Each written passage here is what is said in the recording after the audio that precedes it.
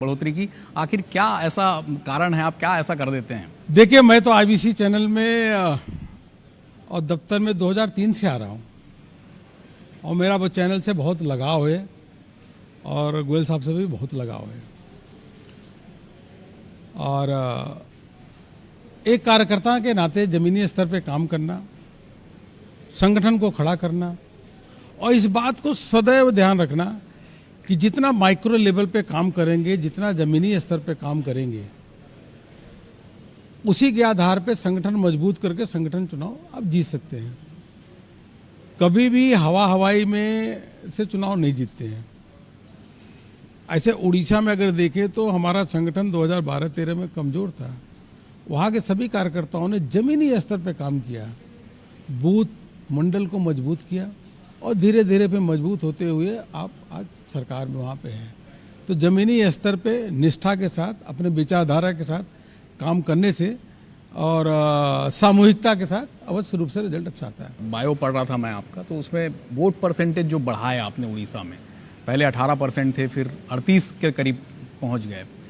तो ये कैसे, मतलब वहाँ पे लोकल कनेक्ट पहले भारतीय जनता पार्टी का कमज़ोर था, फिर ये मतलब वोट परसेंटेज बढ़ना एक बड़ी बात होती है। देखिए, वो लंबी प्रक्रिया है। जब आप वहाँ पे काम करो तो पहले मान लो 400 मंडल हैं, उसको सीधे आप 1000 मंडल करना, मंडलों की संख्या बढ़ाना, प्रवास करके, अधिक से अधिक प्रवास करके, रुक रुक करके संगठन को में लोगों को जोड़ करके संगठन खड़ा करना, फिर उस संगठन को खड़ा करने के साथ साथ आप स्थानीय निकाय के चुनाव जो होते हैं उसमें मजबूती से चुनाव लड़ना।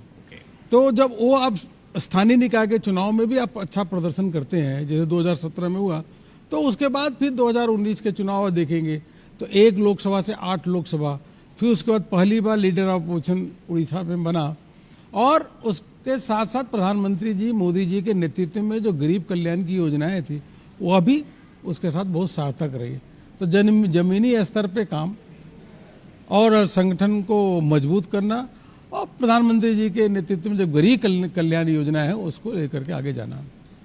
अभी राष्ट्रीय परिदृश्य में राजनीति बेहद गर्म है, वोट चोरी के लगातार आरोप लग रहे हैं, उसके लिए बिहार में तो बवाल मचा हुआ है, तमाम जगह पर राहुल जी यात्रा निकाल रहे हैं, सभी आरोप लगा रहे हैं। दरअसल ये है क्या वाकई में, क्योंकि कुछ सीटें तो लगती है कि मार्जिनल जीती गई हैं। नहीं, आप बताइए कि जब आप कांग्रेस पार्टी हिमाचल में जीती है चुनाव, तब वोट चोरी की बात नहीं करती। जब वह जो है कर्नाटक में जीतती है तो वोट चोरी की बात नहीं करती। इवन 2018 में जब छत्तीसगढ़ में कांग्रेस पार्टी चुनाव जीती तो वोट चोरी क्यों नहीं बोली? तो ये देखिए, झूठे आरोप इस प्रकार से लगाना और एक तरीके से कहिए कि जो संवैधानिक संस्थाएं हैं, लोकतंत्र के मजबूत स्तंभ हैं, उनमें प्रश्न चिन्ह खड़ा करते हो और देश की जनता का अपमान करते हो। लोगों ने वोट दिया, वोट के आधार पर सरकारें बनी। कई राज्यों में, जैसे उत्तर प्रदेश में कांग्रेस और समाजवादी पार्टी को इस लोकसभा में थोड़ा लाभ हुआ है, तो वहां वोट चोरी नहीं हुआ क्या? तो इस प्रकार की बातें करना एक हास्यास्पद है। नहीं, वो तो ये आरोप भी लगाते हैं कि संविधान को बदलने के प्रयास चल रहे हैं। आप अब देखिए वो क्या कहते हैं, लेकिन उनको अपने इतिहास को देखना चाहिए। सबसे अधिक जो 356 को लगाने का काम कांग्रेस ने किया, राज्यों को बर्खास्त किया। इमरजेंसी कौन लगाया? वो तो कांग्रेस ने लगाया था। जो कैबिनेट के नोट होते हैं, उन कैबिनेट को नोट को सार्वजनिक स्थान में फाड़ने का कौन काम किया? राहुल गांधी की। बाबा साहब अम्बेडकर को उनके अंत्येष्टि के लिए जगह नहीं देना दिल्ली में, और बाबा साहब अम्बेडकर को हराने का काम किया कांग्रेस ने किया। ये लंबी श्रृंखला है। कांग्रेस ने सदैव संविधान का अपमान किया है। ये प्रधानमंत्री मोदी जी हैं जो संविधान दिवस की घोषणा करके संविधान पर चर्चा भी कराते हैं, पंचतीर्थ का सौंदर्यीकरण भी करवाया है। ऐसे अनेकों काम जो संविधान के गौरव में, संविधान को बचाने के लिए, यह काम भारतीय जनता पार्टी प्रधानमंत्री मोदी जी के नेतृत्व में कर रही है। जी, प्रधानमंत्री जी को एक रैली के दरमियान, मतलब प्रधानमंत्री जी नहीं थे लेकिन एक मंच से गालियां दी गई, ये मामला अभी बहुत चर्चा में है। क्या भारतीय जनता पार्टी इसको वहाँ पे चुनावी मुद्दा बनाएगी? देखिए, विश्व के एकमात्र ऐसे नेता हैं प्रधानमंत्री नरेंद्र मोदी जी, जिनको 25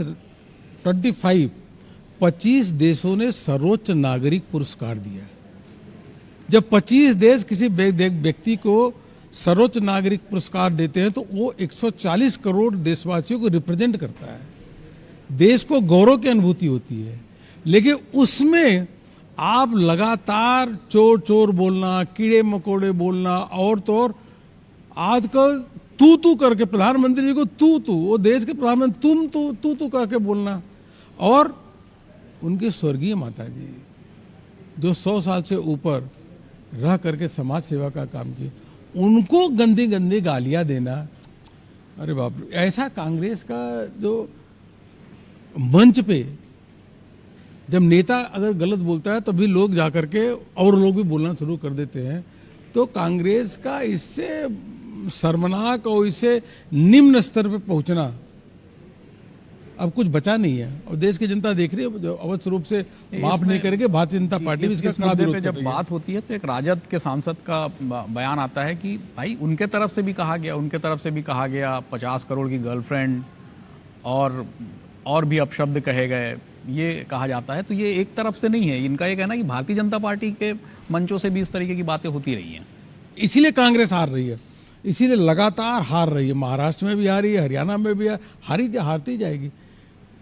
मैं कहता हूं कि अगर कांग्रेस के पास कोई मुद्दा हो तो मुद्दा आधारित राजनीति आप डिबेट करो ना। आप गरीबों के लिए जो कल्याण हक की बात है तो उस पर आप प्रश्न चिन्ह खड़ा करो ना। हम कहते हैं उनको मकान दिया, हम कहते हैं उनको पानी नल से जल के माध्यम से उनको सुविधा दे रहे हैं, हमको आयुष्मान भारत का कार्ड आयुष्मान भारत कार्ड दे रहे हैं, हम कह रहे हैं उनको अनाज देने का काम कर रहे हैं। हम जो बता रहे हैं अनेकों योजना, उस योजना के काट में आके बैठो ना। आप कौन जी 80 करोड़ को अनाज नहीं दे रहे हो, आप कम को दे रहे हो। तो आप कांग्रेस पार्टी को जो हमारी योजनाएं हैं, हमारी उपलब्धियां, उस पर आके चर्चा करना चाहिए, उसका काट करना चाहिए, न कि मुद्दों से हट करके आप कभी वोट चोरी पे जा रहे हो, कभी अपने चाचा जाट सौरभ के उस पर चले जा रहे हो। ये क्या है भाई? अच्छा, आपने अभी कहा कि 25 देशों का सर्वोच्च जो सम्मान होता है वो मोदी जी को मिला है।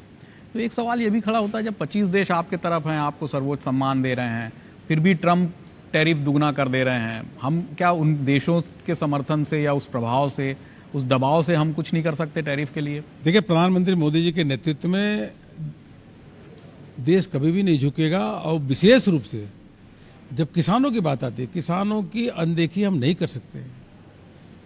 जो किसान हमारे अन्नदाता है, किसान सबसे अधिक अगर दुग्ध उत्पादन हो रहा है तो भारत में हो रहा है, हम उनकी अनदेखी कैसे कर सकते हैं? इसलिए देश बहुत मजबूत स्थिति में है और 4 बार से विश्व की सबसे तेज गति से चलने वाली अर्थव्यवस्था है। अभी देखिए 7.5 से ऊपर अगर हमारी जीडीपी इस क्वार्टर की आई है। स्वदेशी के मूल मंत्र को लेकर के बढ़ रहे हैं। हमें कोई किसी से डरने की जरूरत नहीं, चिंता करने की जरूरत नहीं है।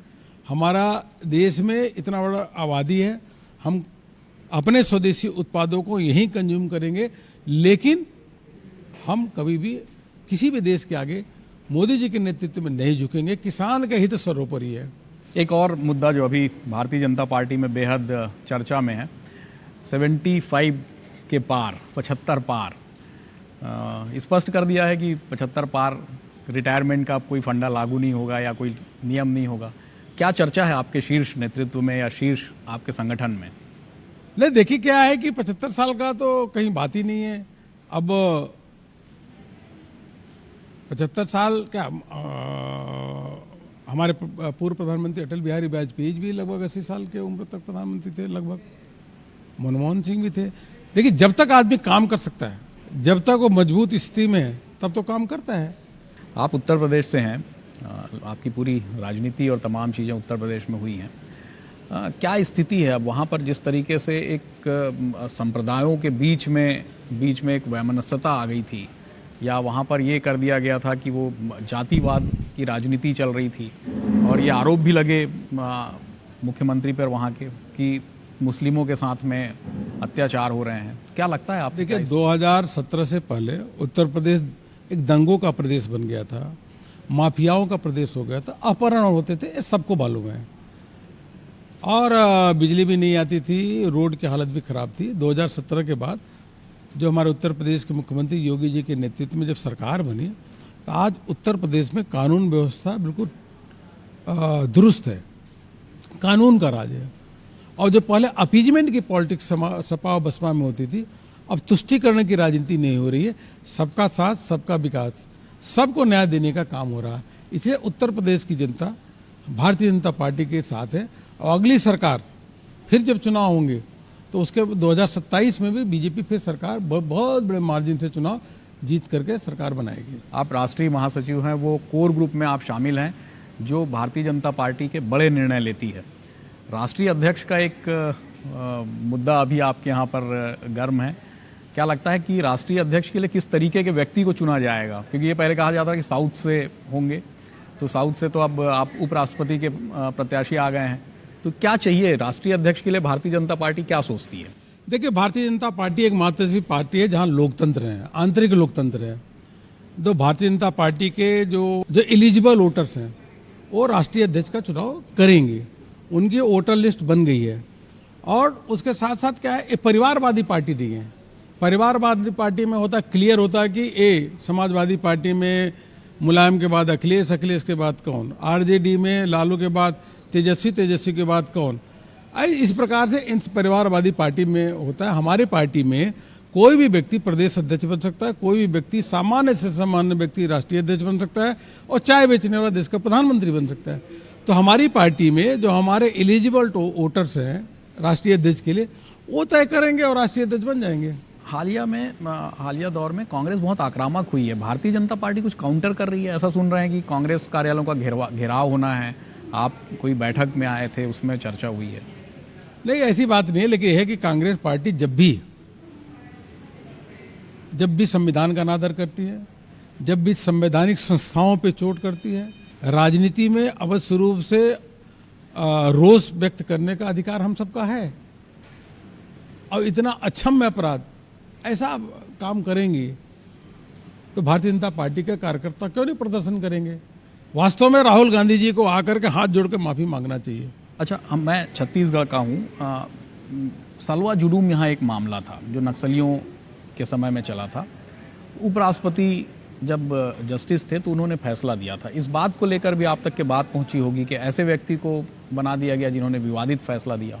देखिए, अब तो सब कुछ आपके सामने है। 9 तारीख को चुनाव है और हमारे जो सांसद हैं उनको तय करना है। लेकिन इतना ज़रूर है कि भारतीय जनता पार्टी और एनडीए की ताकत बहुत अधिक है। हमारे राष्ट्रपति, उपराष्ट्रपति के जो कैंडिडेट हैं उनमें बहुत अधिक अनेकों अच्छे गुण हैं। वह सरल है, सज्जन है, 2 बार सांसद रहे हैं, विद्वान व्यक्ति हैं, इसीलिए उनकी जीत सुनिश्चित है, कोई दिक्कत ही नहीं है। सीपी राधाकृष्णन जी चुनाव बड़े मार्जिन से जीतेंगे। छत्तीसगढ़ मध्य प्रदेश को लेकर केंद्र में क्या सोचा जा रहा है? कैसी चल रही हैं सरकारें यहाँ की? किस तरीके से काम हो रहा है? क्योंकि आपके भी इंटेलिजेंस होते हैं। नहीं, दोनों सरकारें गरीब कल्याण के लिए बहुत काम कर रही हैं। और चाहे मध्य प्रदेश हो चाहे छत्तीसगढ़ हो, दोनों विकास के मार्ग पे बहुत तेज गति से आगे चल रहे हैं। और विशेष रूप से आदिवासियों के लिए, एससी ओबीसी के लिए अनेकों योजनाओं के माध्यम से इनको लाभ देने का काम हो रहा है। अच्छी सरकारें चल रही हैं और संगठन भी बहुत बढ़िया सुदृढ़ स्थिति में इन दोनों राज्यों में है। बस एक आखिरी सवाल कि 29 का नारा क्या रहेगा? 300 पार, 400 पार, क्या रहेगा?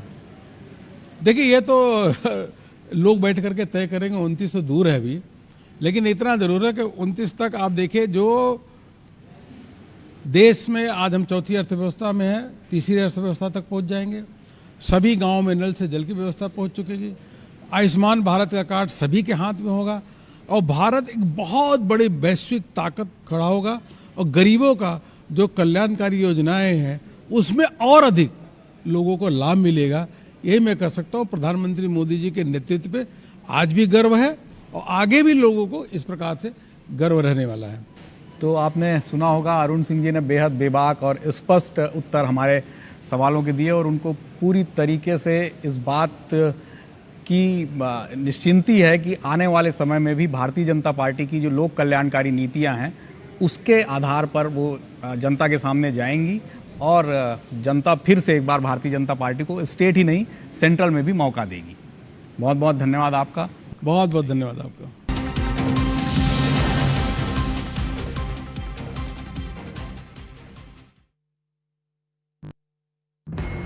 हेडलाइंस के प्रायोजक हैं मुश्किल दिनों की तकलीफों को जड़ से दूर करे। रोज लें महिलाओं की नंबर 1 टॉनिक हेम पुष्पा।